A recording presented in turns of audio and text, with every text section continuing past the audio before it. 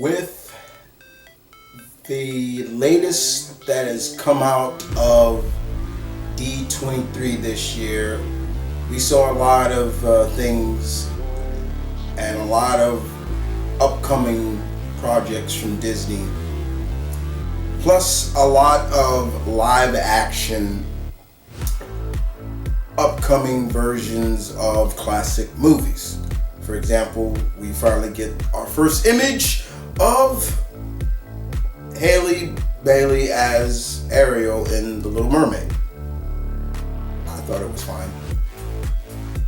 We have a live action Snow White movie coming out, and I'm wondering if Gal Gadot is playing the witch, and that's kind of interesting. There was an announcement that there is a Lion King prequel, which is going to showcase Mufasa. That's very intriguing, I must say. Very intriguing because I, as someone who enjoys The Lion King, I was interested. What kind of cub or person was Mufasa before becoming king of the Pride Lands? That intrigued me. That interests me. Now they're still working on, I believe, the live action Hercules. But with that being said, guys, Disney, there are still some classic animated features that you should have been done live action versions for before what you've given us now. How's guys doing? How are all of you? Your Alpha's here, M.V.K here, and I'm here to give you 6 classic Disneys that should be live action. Now, don't forget to like and share your own opinions on this. I would really appreciate that as well. And if you like, just be a good sport about it.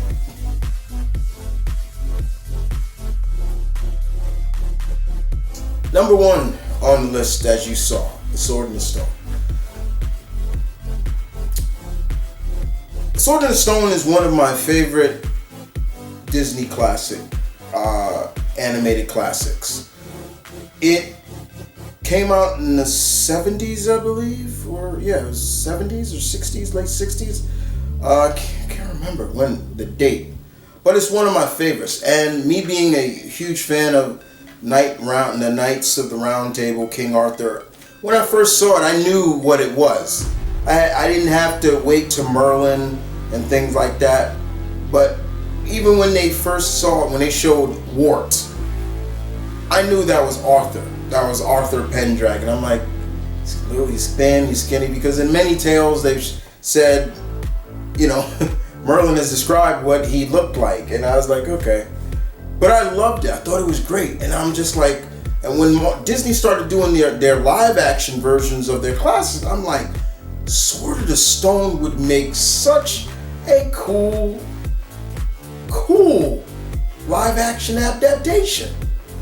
Especially one of the highlights of the movie is when Merlin and Madam Mim does their wizard duels when they're turning into different animals and having a wizard's battle, and I love that scene. And I'm just like, imagine doing that live action and the animals they turn into, and then when Mim turns into the dragon, it'd be just cool. And I even loved how Merlin beat her.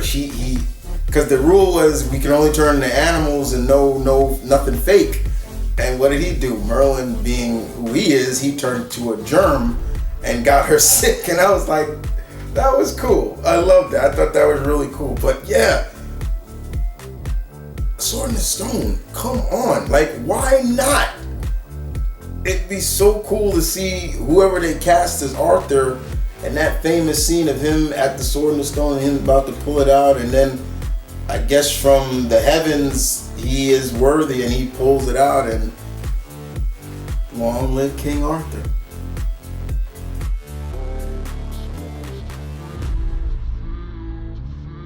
Number 2 that you see on the list, number 2, The Black Cauldron.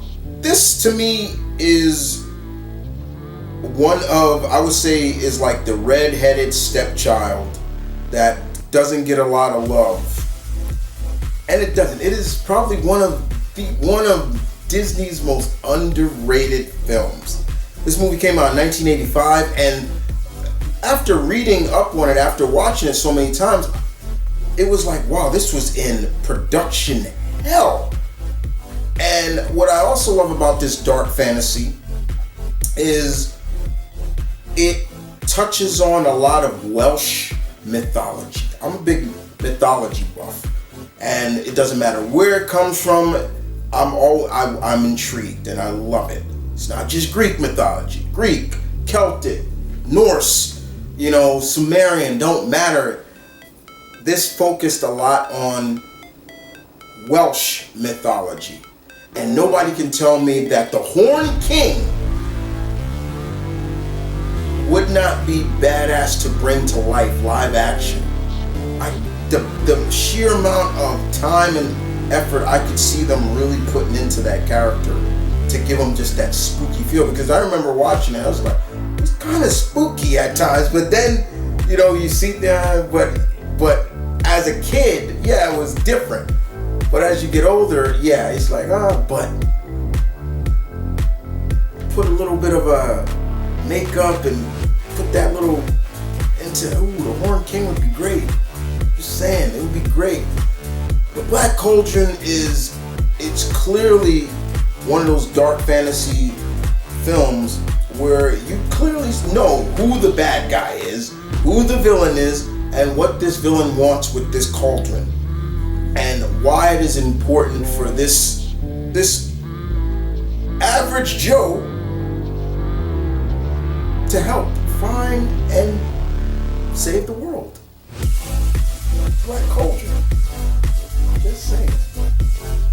Black Cauldron.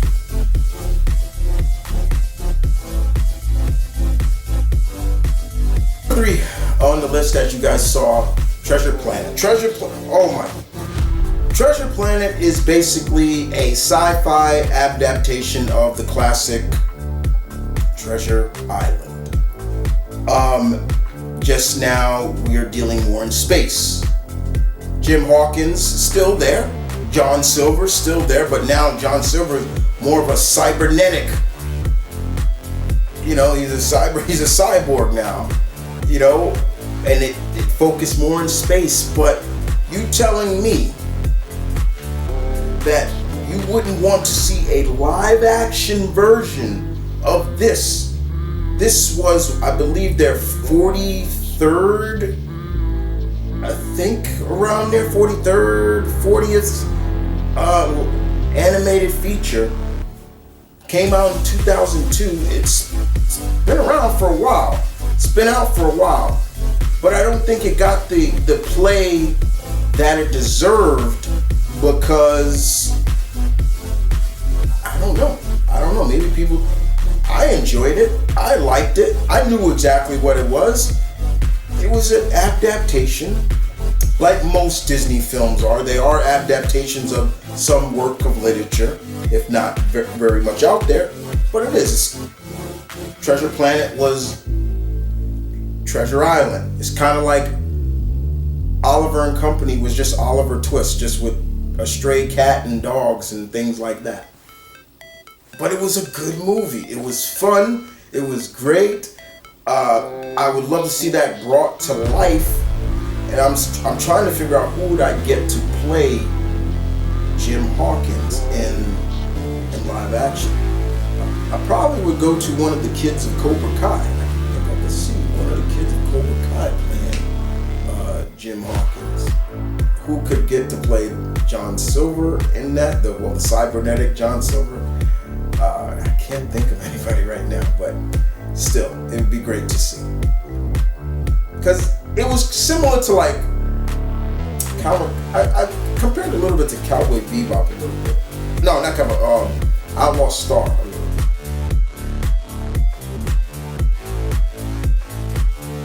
Number 4 on the list, as you saw, Hunchback of Notre Dame. The Hunchback of Notre Dame is another one of my favorite Disney movies. I love that movie. I love the tale of Quasimodo, born differently, but such a man who has such a good heart and is ruled and raised by a wicked man. You know, it touches on a lot of things that still are elements that are in here today. You know, if you want to think of it like as disability, there are some people in this world that still look at people who have disabilities as trouble or things like that. And Quasi was what I mean. I've seen people with real hunchbacks, and the ones that I've seen are the most sweetest people we met. Just because they have this condition doesn't make them any different from us. You know, he was, not only did he have the hunchback, but he also had, you know, they made him look more deformity in his face and things like that. And then his eyes are widened when he walks the streets of Paris in disguise, just to see that he can be, there is more, it's not just a dark place. And when he's introduced to Esmeralda, who I have had a serious crush on, when you talk about some of the most beautiful women in these animated films, if Esmeralda is not on your list, something is wrong with you. Cause I remember that, and I saw her, and I was almost like, Princess who? Like I was like, man, the animators really went to work on her. And not only is it just the beautiful tan skin, the hair, it's them damn eyes. Oh my God, the eyes made you just like, if I saw a girl like that with those eyes,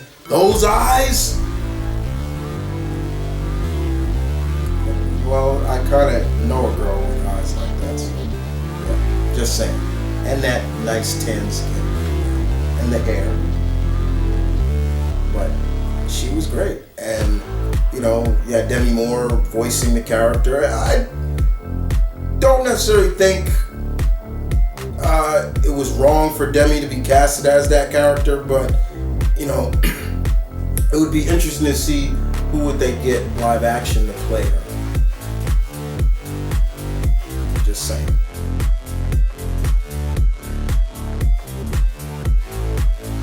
Number 5 on the list is Pocahontas.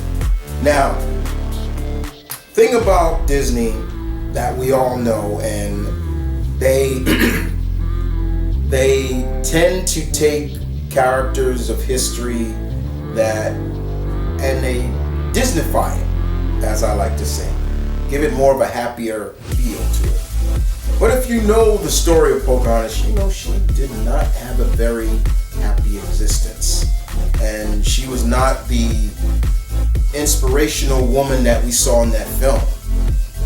In reality, she was like 14 in the history books. She was like 14, and the amount of crap that she went through, it'll break your heart. Disney-wise, tried to give her more of a she's very strong, she's strong-willed, she's beautiful, she's a philosopher, she's a teacher, and that's all good. I respect that. Would Disney think about doing something like that? I wouldn't mind. I mean, they did Mulan, which that was another film I wanted to see live action. Was Mulan different? Yeah, it was. It was very different. Did I hate it? No, I didn't hate it. But Pocahontas is one of those characters you gotta toe the lines with on a balance, because when it comes to a character like that, you could either screw it up or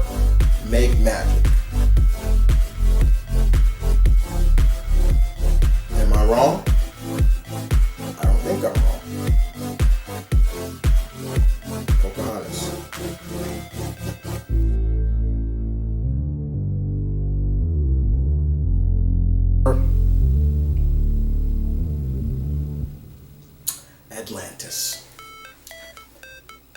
Atlantis is another one of those films that, to me, should have had a live action adaptation.